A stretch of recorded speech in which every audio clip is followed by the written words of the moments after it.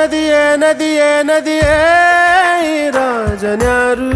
ಏನೇನೋ ಏನೇನೋ ಏನೇನೋ